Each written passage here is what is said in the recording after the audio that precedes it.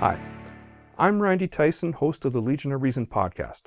In this video, we will explore a very emotionally charged and divisive topic juxtaposing law and ethics, physician-assisted death. I am not one to give polls credence when it comes to individual rights and freedoms. I think they are irrelevant in those cases, but the results of polling on the question of assisted death are very interesting. Polls have consistently shown a high level of public support for assisted death in Canada, and it's in fact growing. Shown here are the results of a 2015 forum poll asking voters how they feel about assisted death. A similar poll conducted in 2011 shows this increasing support.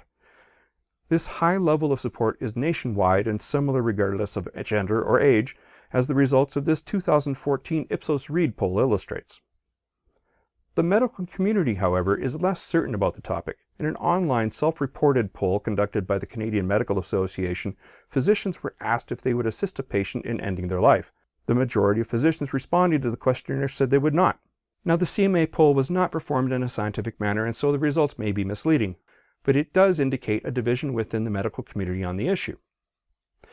Attempts to legalize the right to die in Canada began in 1992 with a Charter of Rights and Freedoms challenged by Sue Rodriguez.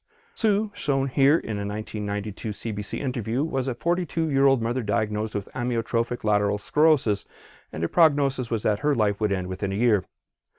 She challenged the law prohibiting assisted death on the basis that it violated Section 7 of the Charter, which guarantees life, liberty, and security of the person, Section 12, which outlines protection against cruel and unusual punishment, and Section 15, guaranteeing equality under the law. Sue lost her bid to strike down the law in a 5-4 split decision in the Supreme Court of British Columbia, but ignoring the verdict, she ended her own life with the help of an unnamed physician in 1994. Meanwhile, the state of Oregon passed the Oregon Death with Dignity Act in 1993, which allowed terminally ill patients deemed to be within less than 6 months from the end of their lives to die with the aid of a physician. This act has served as a model for several other states which passed their own measures: Washington in 1998, Vermont in 2013, and California earlier in 2015. Several other states either have legislation pending or currently under review. A number of European nations have legalized physician-assisted death. The Netherlands, having openly allowed it for 25 years previously, surprises most people to learn it only passed its legislation in 2008, while Belgium legalized assisted death in 2006. Interestingly, Luxembourg legalized assisted death in 2009 only after amending its constitution to take away some of the Grand Duke's powers when he twice refused to give royal assent to legislation. More and more nations around the world are giving assisted death considerations, such as Scotland, Colombia, South Africa, and France, to name several. The experiences of other jurisdictions with legalizing physician-assisted death set the stage to reassess the 1993 ruling against Sue Rodriguez. In 2011, the British Columbia Civil Liberties Association took up the cause on behalf of Kay Carter and Gloria Taylor, the latter seen here in an interview with CBC's The Fifth Estate. Carter suffered from degenerative spinal stenosis, while Taylor, like Sue Rodriguez, suffered from ALS. The case was heard in BC court, challenging the law once more on the basis that it violated Sections 7 and 15 of the Charter. This time, however, the court ruled to strike down the law prohibiting assisted death, and the judge suspended the decision for 1 year, specifically exempting Taylor from the suspension so that she could take advantage. But Gloria Taylor didn't avail herself of the option to end her life on her own terms. She died as the result of an infection from a perforated colon only a few months after the decision was handed down. As for Kay Carter, she traveled to Switzerland in secret in 2010 to end her life with the assistance of a physician. The Harper government appealed the ruling to the BC Supreme Court, which ruled in a 2-1 decision to uphold the law prohibiting assisted death, thus setting the stage for a showdown in the Supreme Court of Canada. In February of 2015, the Supreme Court handed down its decision, ruling unanimously that the law prohibiting physician-assisted death clearly violated Section 7 of the Charter. An excerpt from the ruling reads, "It is a crime in Canada to assist another person in ending her own life. As a result, people who are grievously and irremediably ill cannot seek a physician's assistance in dying and may be condemned to a life of severe and intolerable suffering. A person facing this prospect has 2 options. She can take her own life prematurely, often by violent or dangerous means, or she can suffer until she dies from natural causes. The choice is cruel." The court suspended the ruling for 1 year to allow the then conservative federal government time to pass legislation, but the Liberal government elected to power in the fall of 2015 has requested a 6-month extension. Arguments will be heard January 11, 2016. In the meantime, the Quebec National Assembly was busy preparing its own legislation allowing physician-assisted dying. Bill 52, as it's known, was introduced in May of 2014 and passed a free vote in the Assembly with all-party support in June of 2015. The legislation outlined the circumstances under which physician-assisted death would be allowed and how vulnerable people would be protected. The patient must make the request for assisted dying in writing. Be terminally ill. Experience constant and intolerable physical or psychological suffering. Be of sound mind and capable of making the decision. Obtain the opinion of 2 physicians, one of whom must have had no previous connection with the patient. And the process can be terminated at any point by the patient. In addition, while individual physicians can opt out of fulfilling a request for aid in dying, hospitals cannot. This may well be the next battleground regarding physician-assisted dying, as we will see later. While several medical organizations have expressed their support of the legislation, there are detractors such as Living with Dignity and the Physicians' Alliance Against Euthanasia. These 2 organizations attempted to quash the bill in the Supreme Court of Quebec shortly after it was passed. Dr. Paul Saba, head of the Quebec Coalition of Physicians for Social Justice, and his patient Lisa D'Amico, a woman living with cerebral palsy, applied for and received an injunction against the legislation, which was to have come into effect December 10th of 2015. In a subsequent appeal, the Quebec government argued that the matter wasn't criminal, but a health issue, and was granted a temporary reprieve from the injunction till the Quebec Court of Appeals officially removed the injunction on December 22nd. Dr. Saba has promised to take this all the way to the Supreme Court of Canada, but it is far from clear whether the court will hear arguments, since the appeals panel removal of the injunction is completely in line with their own ruling abolishing the law prohibiting assisted death. But ultimately, the pursuit of legal action by Dr. Saba and other opponents of physician-assisted death in an attempt to halt Bill 52 is moot. The realization that the provisions in the criminal code governing its prohibition will no longer be valid after February 6, 2016, means that physician-assisted dying will be the law of the land regardless. Let's have a listen to some of the things Saba and D'Amico have to say about physician-assisted death. Murder should remain a murder. There's no reason why a physician could be allowed to kill a citizen that is sick. In fact, he said dying with dignity is a euphemism for euthanasia, which the government keeps denying, but you have to call a duck a duck. And when you inject somebody with lethal medicine to end their life, whether it's for the purpose of ending suffering, it's still a lethal injection. The other thing that he raised, which we had raised, was that here in Quebec, there's a real question of whether people can really make a reasonable choice when they lack palliative care. Because we're really basically saying we'll inject you, or you have no other choice, because in up to 80% of areas of Quebec, there is no access to palliative care. Contrast the hyperbole of opponents of physician-assisted death with what those who wish this right to be legally recognized have to say. I think that this is something that Canadians have wanted ever since they've begun polling about it. We came very close to legalizing it in 1993 with the Rodriguez decision, and so the Carter decision was a very emphatic, I think, reflection of the fact that Canadians have wanted this for a long time, that the evidence from other jurisdictions shows that it can be implemented safely and certainly not at the expense of improved palliative care, that the jurisdictions that have legalized this have some of the best palliative care in the world, and we would be happy to join their ranks if we could. I think that, again, the vast majority of people who come near the end of their life or come to the end of their life are going to be satisfied with comprehensive palliative care. We need to improve funding and support for comprehensive palliative care, but there are situations where the suffering that people are experiencing cannot be relieved by palliative care alone. And so, yeah, I think it is time for this to be legal in Canada. I sought out more defined arguments against physician-assisted death and settled upon one of the groups involved in the legal action against Quebec's Bill 52. A group called Living with Dignity. On their website is a page devoted to why society should say no to physician-assisted dying, and as you can see here, there are far too many arguments to respond in detail to in this video. But the arguments distilled down to only a few categories. I've selected several arguments that are representative of the whole and investigated each using the principles of skepticism. Let's begin. Assisted dying as homicide. Homicide is defined as death at the hands of another, so there is no doubt it is. but that is entirely irrelevant to whether physician-assisted death should be legalized. Homicide is an umbrella term that includes many forms of death at the hands of another, and not just murder. Killing in self-defense is one such. So not all forms of homicide are murder, and a growing number of countries worldwide no longer classify physician-assisted death as such. This argument is simply an attempt to shift the language in a way designed to create a false equivalence between physician-assisted dying and murder. The two are most definitely not the same, as the context in each bear no similarities. Earlier, we heard Dr. Saba make the same attempt at a false equivalence when he demands assisted dying be called euthanasia. Again, there are many forms of euthanasia. The involuntary forms conjure up historical memories of Nazi Germany, which is why they engage in this activity. But what we are talking about is a voluntary form of euthanasia, physician-assisted death. In fact, the one seeking help in ending their life must initiate the process with persistence.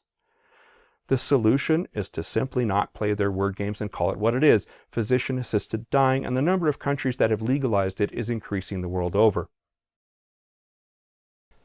There has been abuse where assisted dying is legal.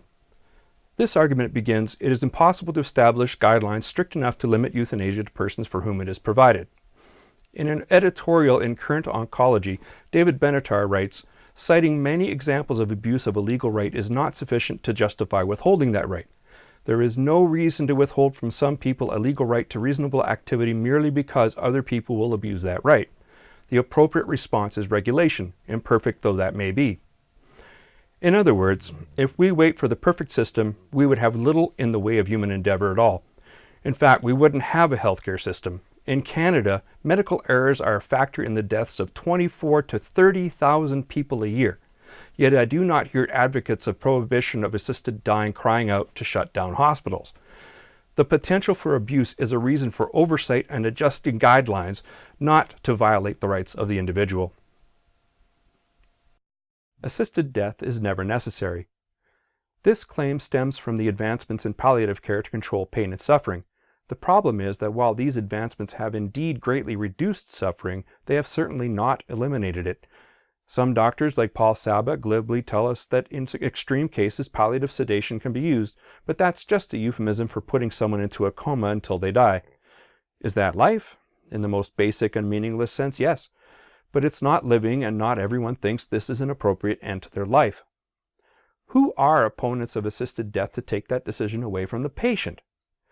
Currently, someone at the end of their life may have voluntary withdrawal from food and water as the only means available to them to end their life. Having witnessed the effects of this firsthand, I find this a cruel and unusual alternative.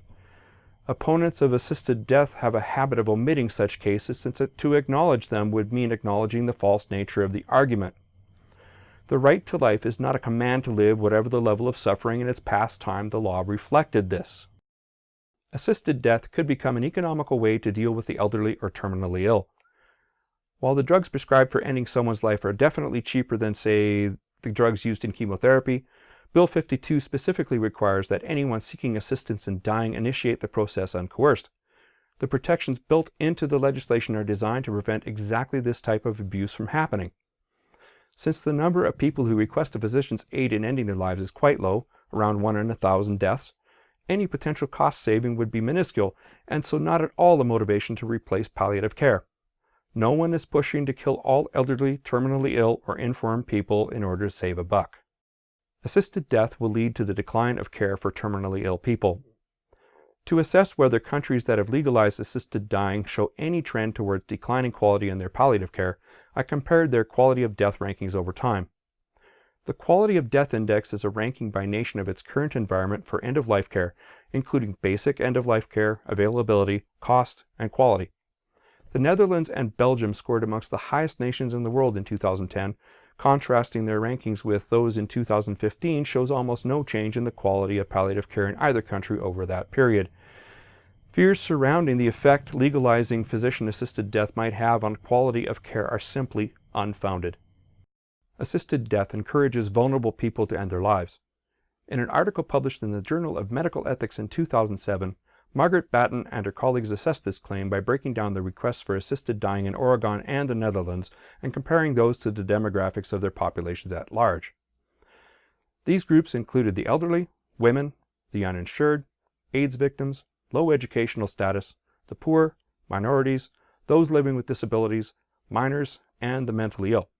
In none of these groups was evidence found in which members were at greater risk for assisted death.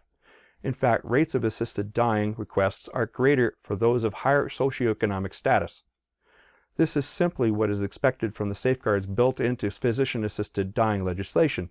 No one who does not give their request freely and persistently that their doctor help them end their life is in any danger. Assisted death could lead to an increase in the non-assisted suicide rate. This claim seemed rather strange to me, so I decided to test it by looking at data from the same source used by Living with Dignity, the Centers for Disease Control and Prevention. You can plainly see an increase in the suicide rate over time in Oregon. How about California? The rate is somewhat flatter, but still shows a modest increase. But remember, it wasn't till 2015 that California legalized physician-assisted death, so the rate was already increasing well before then. So what about in states that have not legalized physician-assisted death? Here's Indiana demonstrating a clear increase in the suicide rate over time. Minnesota shows a similar increase. It turns out that the national rate is increasing. In fact, the suicide rate is increasing in all but 2 states. There is simply no evidence that this claim has any validity whatsoever. We thus see that when arguments against physician-assisted death are examined, there is simply no evidence to support them. Timothy Quill and colleagues demonstrated in a paper published in the New England Journal of Medicine that the rate of physician-assisted death after legalization in Oregon was lower than that being performed secretly by physicians in states where it remains unlawful. Legalization has not resulted in a deluge of requests to end life.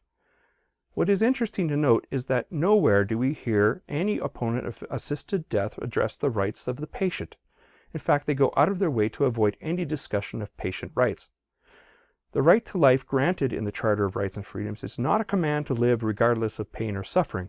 The ultimate decision of self-determination must always be in the hands of the patient and never the physician. Why do opponents of assisted death never address the rights of the patient? For one simple reason. There is no argument that overrides bodily autonomy rights. I mentioned earlier that the next battleground may surround Bill 52's requirement that hospitals not opt out of fulfilling a valid request for physician-assisted death. There are numerous religion-based hospitals in Quebec and the rest of Canada that would potentially refuse to comply with the law. I've never understood the maintenance of this anachronism, and because of Canada's sparsely populated rural regions, odd situations can occur where a religion-based hospital serving a region is also the public hospital. This can result in religion-based refusal of medical care regardless that the patient does not adhere to that same religion. Now, any patient has the right to refuse a medical procedure for personal religious reasons, but for a hospital to refuse to provide a medical procedure based not on evidence but religious principles is completely unacceptable, particularly since they are publicly funded in Canada. This very situation occurred in 2005 at the St. Elizabeth Hospital in Humboldt, Saskatchewan. This Catholic hospital also served as the public caregiver for the region and refused to perform tubal ligations when requested. Patients then had to travel to another health region for the procedure. The solution in the end was to wrest control of the hospital from the Catholic board and place it in public hands. It's about to get much worse in the near future. For example, the palliative care facility for the city of Saskatoon, Saskatchewan is located in St. Paul's Hospital, a Catholic institution. If tubal ligation is an unacceptable procedure for religious reasons, I think it can be predicted that the compliance of Catholic hospitals with laws such as Quebec's Bill 52 will be very low indeed. So what is the source of this reluctance to respect the rights of the patient? It's more than simply a refusal to be involved in someone's death regardless that they request it. It has more to do with the purely religion-based doctrine of redemptive suffering. This excerpt of a video from Bob and Penny Lord's ministry describes it best. But here's another option. If we choose to lovingly accept the pain that we have no control over, we can turn ordinary suffering into redemptive suffering. Think of it as suffering with a purpose. Now, this isn't easy, but it's when times are tough that we can show God just how much we love Him. We can choose to offer up our pain for others and even for ourselves, that we may become better people, more ready for heaven. By embracing our suffering, we can turn our pain into something beautiful and find a joy that would have never been possible if the suffering had not come along in the first place. Yes, Catholicism actually teaches that suffering can be good. As a humanist, I abhor such ideology. There is no such thing as good suffering. Anyone who is convinced that suffering can be good is capable of perpetrating great suffering. Mother Teresa's missions are a prime example of doing just that, and no religion which teaches something so aberrant should be in control of any healthcare facility. But worse, anyone who wishes to end their life on their own terms but is in a Catholic hospital will be unable to do so if any discriminatory power is given to religion-based care facilities to opt out of assisted dying legislation.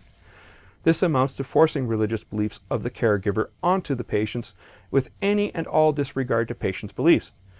This would be a clear violation of patient rights. I can only hope that any legislation governing assisted dying will side with patient rights in an already lopsided doctor-patient relationship. In the end, opponents of physician-assisted death are simply going to have to accept that this will become a legal procedure in 2016. It's a fait accompli.